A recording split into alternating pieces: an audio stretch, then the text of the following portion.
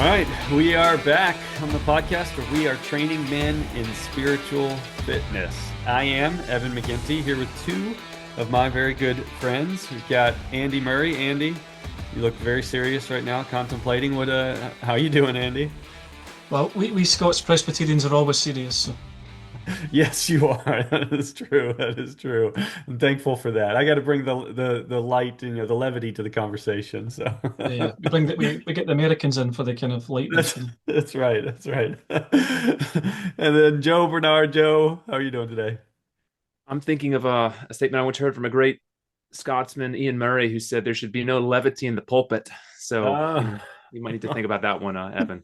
oh man, how dare I even laugh? I mean, gosh, such Today. irreverence. Such irreverence.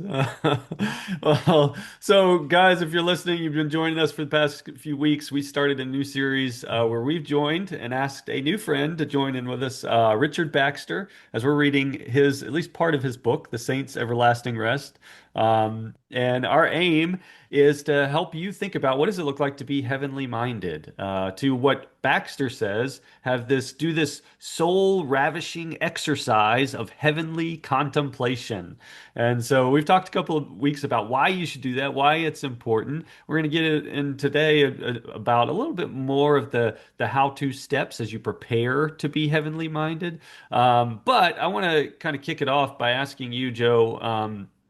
Here I am, a guy with five kids, got a full-time job, pastoring a church, got a lot of things going on in my life. Guys that are listening to this, probably the same, all kinds of responsibilities in their life, all kinds of things that their pastor's asking them to do, all sort of spiritual disciplines that they know they should do but probably aren't doing.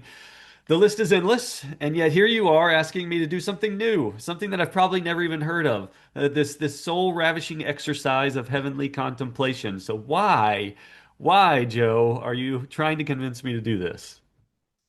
You don't have to ask me. I'm going to just pitch the question to Baxter himself. And guys, here's what he says. Okay, so this is from the book itself. If by this means you do not find an increase of all your graces and do not grow beyond the stature of a common Christian and are not made more useful in your work and family and more precious in the eyes of all people with good judgment, if your soul does not enjoy more communion with God and your life is not more full of comfort and you are not less afraid of death, then cast all these directions away and call me a deceiver. So he just lays out there benefit after benefit after benefit. I think things guys can identify with that. They want to be stronger. They want to be more useful. They want to be better dads. They want a closer walk with God. They want more comfort. They want more courage. They want more peace. Okay, if you want all that stuff, this is for you. So there you go. Okay, it's pretty strong. It's pretty strong. So now, Andy, I want us to help guys get clarity on what is exactly that we're trying to ask them to do. So it's important. It's something that's going to help you, give you encouragement, closer walk to God, all the things that Joe mentioned. But what exactly is this? What is heavenly contemplation? I think Baxter would say that meditation is the serious, affectionate, and continued thought of spiritual things. So it's not a passing thought. It's not a reflection. Um, it's the serious taking of truth, and it uses the analogy of digesting food. You know, we eat food quickly, but it takes a few hours to digest it, and I think that's what he would say meditation was. Um, it's not a passing reflection, but a fixed, deliberate consideration of divine truth. Hmm. So it's fixing a truth in our minds and thinking about it. Um, he says that the exercise he defines it as the exercise of the mind and heart in serious contemplation of heavenly things for the inflaming of love and strengthening of faith. Hmm. And I think Baxter would point us to the fact that it's not just information, um, but it's transformation. It's about how the truth transforms us. So the goal is not to know more, but it's to be more godly. Um, and like all the Puritans, I think Baxter was very strong in the fact that truth should warm our hearts. And the great question is, how do we get the truth from our heads to our hearts? How does it inflame our emotions? How does it warm our emotions? So it's about turning knowledge into affection and affection into action. Hmm. Hmm. And I think meditation, Baxter would also say, is it bridges understanding and devotion. He calls meditation the halfway house between hearing and prayer. Um, so it's from hearing we receive truth, by meditation we digest it, and in prayer we offer it back to God. Um, and then I think the Puritans were very good also about how we take truth and we apply it very personally to ourselves. So it's about meditation is about pressing the truth into our conscience. Um, Baxter says, "This concerns me, this promise is mine, this sin is my danger." So it's all very well hearing a sermon, it's all very well reading a book, reading the scriptures, but how do we apply these things very personally? And I think meditation helps us to do that. Um, and then I think just two other things. It centers us on heavenly and gospel subjects. And Baxter says that the chief amongst these gospel subjects should be the glory of God, the person of Christ, the promises of the covenant, and the everlasting rest of the saints. Um, and as I think, as Joe said last week, the Puritans were great at improving things. So they would look out the window, they'd look at the weather, they would apply it to some gospel truth. And Baxter makes the point in the book that earthly matters are only to be considered as they relate to the soul's journey heavenward, which I think is quite a challenge for most of us. And I think just lastly, I would say that Baxter helps us to see that meditation requires both mind and affections. Um, and like so many of the Puritans, Baxter warns against dry, speculative thought without feeling. So it's this idea that we must inflame, we must warm the emotions in terms of love towards Christ. He says true meditation engages reason, imagination, and emotion, the whole inner man before God. So, I think in summary, it's this stirring up of the whole being, the mind, the emotions, the will, to think on the great things of God. I think that's what meditation is. Hmm. So it's the setting of all our powers of our soul in the meditation on our everlasting rest. And as you said, Andy, it's going to take all of us. Like this is not something that you can do halfway. This is not something for the silly, irreverent people like me, right? This is at some point you're going to have to actually get serious, actually set your mind, your soul, and all of you on this act of this heavenly mindedness, true contemplation. He gets into more of like, okay, the practical side of this in this chapter, which is what I really like. This is what I found refreshing in this chapter is it was a Puritan kind of talking like Peter Drucker or Stephen Covey, kind of getting into the nuts and bolts of how do you set yourself up well for this act that I'm telling you to do? How do you put parameters on your life and set different thresholds that make sure, hey, you're going to actually do this? So specifically, he talks about, okay, there's a best time to do this heavenly contemplation. There's a best place to do this heavenly contemplation, and there's really a best state of mind or state of heart. So I want to talk about those three and help guys kind of see and begin to strategize for themselves the best time, place, and state of mind. So we'll start off with just the best time because he says that really, when it comes to this act of meditation, you need a time that's specific, frequent, and seasonable. Which I really like that idea of you need a specific stated time if this is going to be an act of true meditation, contemplation.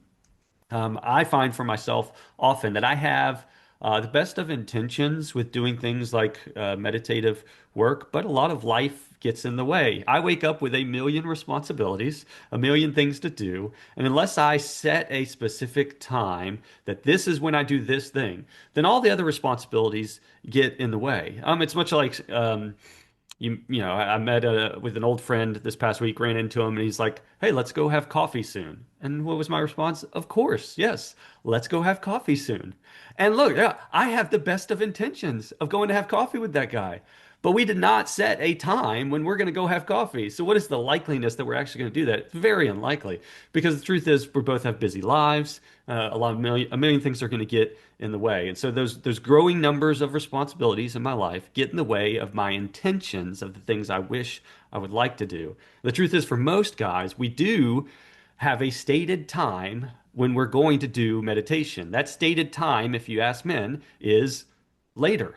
That's the stated time. I'm going to do that later. Like I'll have time for that later. And that's just that's insufficient. That's not going to work. So I think part of what Baxter is trying to push men to do here is actually set a specific measurable time of your day or your week when you're going to intentionally meditate on your eternal rest and make that a real thing. Like this is part of your daily responsibilities.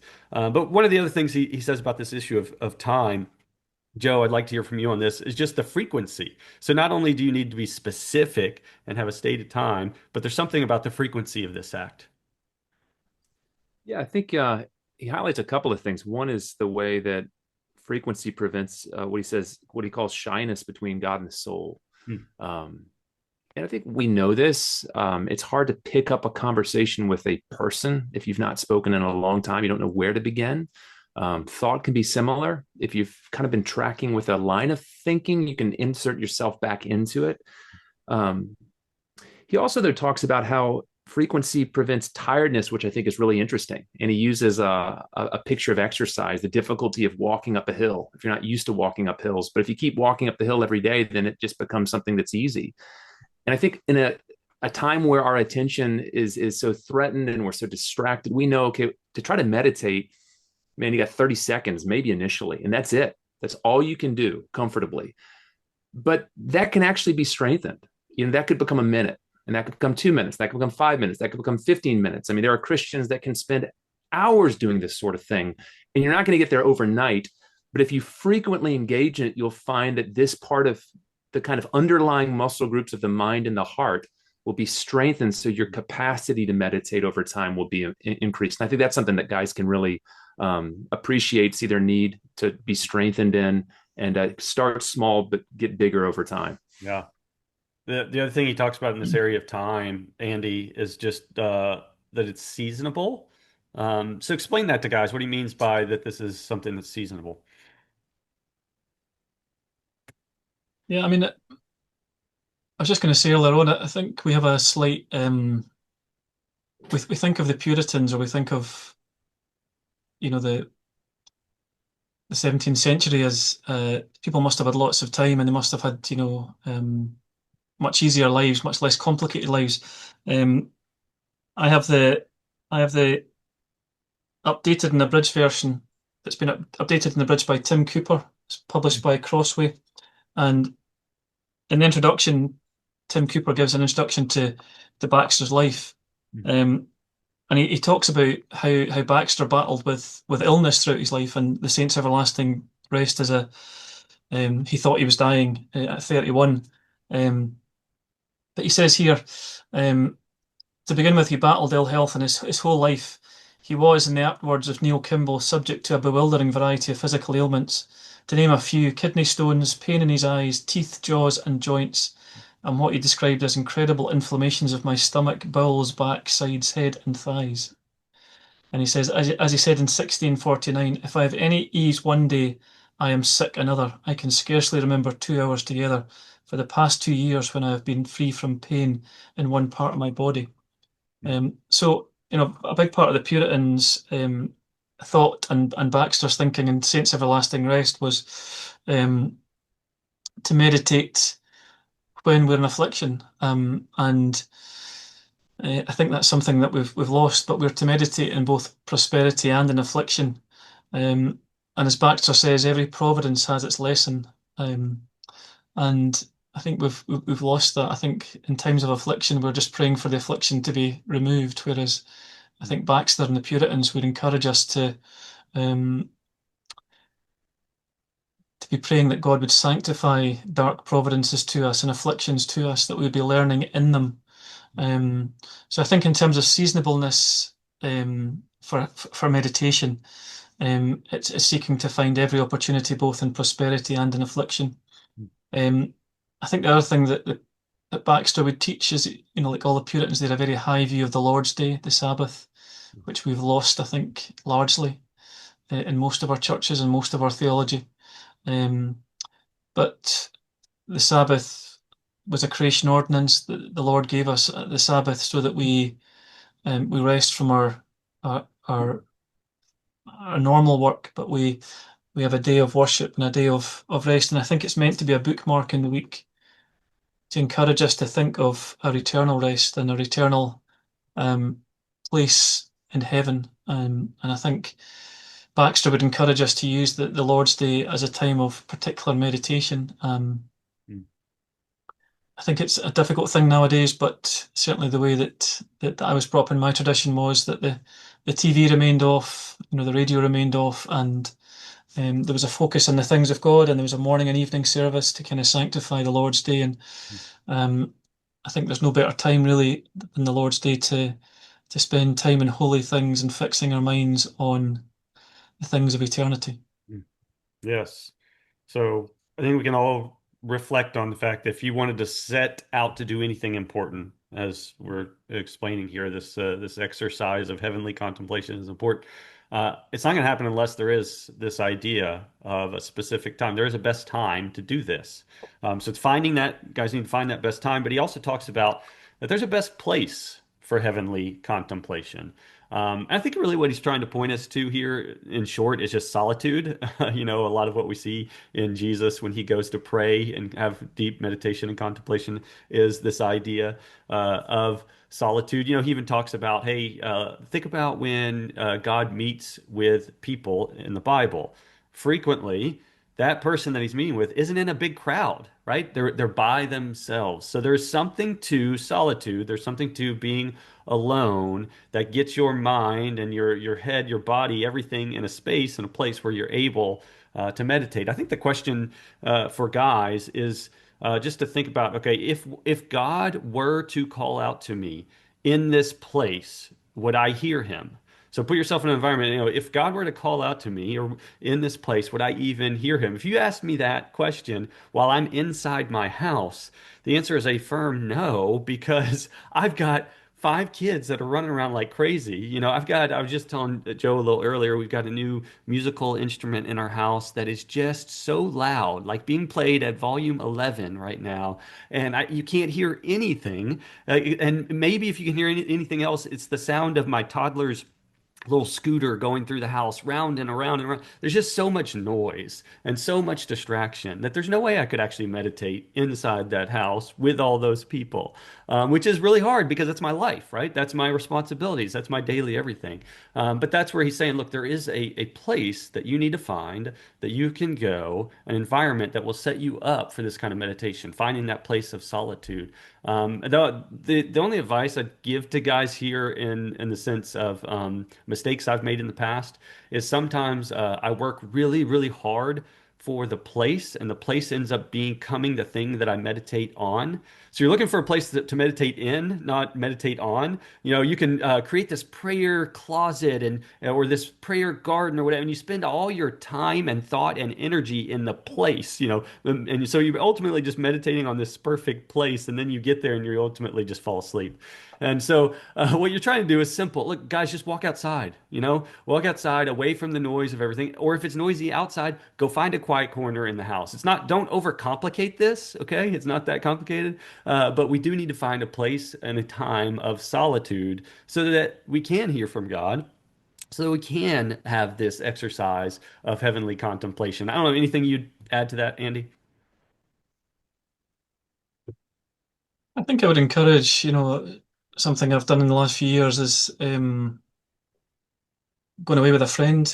If you can, once your kids are a bit older, Evan, you can look forward to this. But Oh, you know, a couple of times before Christmas, I'm going to go away with a couple of friends on different trips, and one of the places we're going is in a remote part of the world called Skye, which you maybe heard of. So there's no Wi-Fi. There's nothing but yeah, nothing but nature. Um, so periods sometimes when you could perhaps go on a retreat or go away with a friend or your wife, but a place of quiet and solitude where you're away from the distractions of the world. But on a day-to-day basis, I love walking. I walk regularly, and the chance to meditate, chance to memorize scripture. But I think we live in a world where it's a world of distractions, and it's a really difficult unless you put your phone in a different room, um, unless you try really hard, you have to work pretty hard to get a time where you can really fix your mind on the things of God without any distractions. So, as Joe says, it's something you have to build up. If you can do it for a minute, great. If you can build up to an hour, great. But um, there's great rewards, as Joe said at the start. Yeah. I think Andy brought up a good point. There's heavenly contemplation and there's heavenly conversation. Hmm. And so these are things you can do this together. You can do this with people. And even today, I was at the hospital, a dear elderly Christian. I don't know how much time she has, but we were reading the last page of the Bible. We were in the last bits of Revelation about eternity, about the city of God. We're talking about what it would be like to not need the sun or moon because you're existing in the light of God's glory. Hmm. And so, it wasn't it wasn't solitude, it was a together moment. And that's something that we can do with friends. Good. That's good. Okay, so we've got guiding guys towards a best time to do this practice, a best place to do this practice. But the last little bit there is just the best state of mind, or maybe the best state of heart. Joe, how would you guide guys towards that? You mentioned Peter Drucker and Stephen Covey, and I also thought of David Allen, getting things done. One of David Allen's principles is he talks about mind like water. And so he often has people kind of dump all their anxieties on a piece of paper before they start to sort of do a planning activity. And it's interesting because Baxter says something very similar. You got to clear your mind. And a lot of guys will think, I can't do this. But you can do this. Even the secular guys are saying you need to do this to be productive in your work. And so I love the line Baxter. He says, thrust not Christ into the stable and the manger as if you had better guests for the chief rooms. Like, what do you want to give your attention to? Why leave Christ out, to the back, part of the mind that you can't pay attention to? Why not use your memory, your intellect, your imagination, your attention, all of these things to house him? And I think if you put it that way, it's really challenging. Why would I be more concerned about? I know we've got lots of things we're worried and anxious about, but this is of utmost concern. This is the one thing needful, Jesus says. And so I think for that reason, it's worth clearing the mind so you have space for this kind of thought life. That's that's so good and so helpful. And I agree. I think one of the the hurdles for guys to get over is they think that meditation requires them to pretend as if all their responsibilities don't exist. Because you do, you have a lot of things, anxieties, responsibilities. Well, I just need to make those disappear, and then I could actually meditate. Well, that's just not going to happen. The truth is, you do have a lot of responsibilities. I like that practice, like you're saying, like go ahead and just write them all out. I write out the anxieties, whatever. Get it out there. Get it out there. I think the truth is, guys don't think enough about their responsibilities. If you truly weighed your responsibility, all the things, think about all the things I got to do today. Got a lot that I need to accomplish today. You take the weight of those responsibilities and weigh it in a scale against heaven, against eternity. Now all of a sudden, okay, this thing is way more important. Eternity is way more important, way more weighty. And so now it's not that the responsibilities don't exist. It's that the weight of them is not nearly as great as God, as eternity, and things like that. So it's not pretending like you don't have anything else to do today. No, you have great things to do today. It's saying, what sort of look at your list. Look at the things you have to do today. Say, what sort of man could accomplish such things? A heavenly minded man. It's going to take the kind of man who has contemplated, who has deeper things. So you need to become that kind of man that could actually accomplish those things. But it's setting your mind on something that matters. Andy, anything you'd add to that? Yeah, I think Baxter touches on the whole idea of the how to prepare ourselves for approaching the king, and he uses the example of Queen Esther, Mm. um, as Queen Esther prepared herself with fasting and adornment before entering the king's presence, so must the believer prepare his heart before coming into God's presence. Um, so there's a sense in which, I can't remember what the Puritans had a phrase for it, but the sense of preparing yourself to come into the Lord's presence. So again, this need for heavenly mindedness, but sometimes reading something to help us before we seek to meditate, something that would lift our minds to heavenly things. I quite often encourage guys to read a page of the Puritans a day. Um, Puritans are so rich in terms of um, just the kind of gold that you get from the Puritans. So, um, But he uses this example of Esther about how we need to approach the Lord with holy fear mingled with faith, um, and this combination of coming before the Lord with but trembling, but also familiarity. So, the Lord longs for us to come into His presence. He encourages us to address Him as Abba, Father, but there's also that sense of trembling that Esther went into the king with, and we need that kind of combination, I think, as we seek to prepare ourselves for meditation. That's it. All right, so guys, we are 3 episodes into this at this point.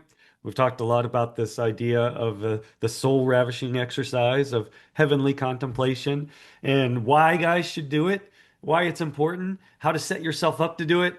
But we have not even yet talked about what it is and how to do it exactly. So we still have more to talk about. So that's what we're going to do in our next episode. We're going to start to get into the actual practice itself. We've convinced you, hopefully, of why you should do it and taught you how to set yourself up to do it. But now we need to start talking about how to do it. So I hope you'll stick with us and join us next time on the Cross Training Ministries podcast.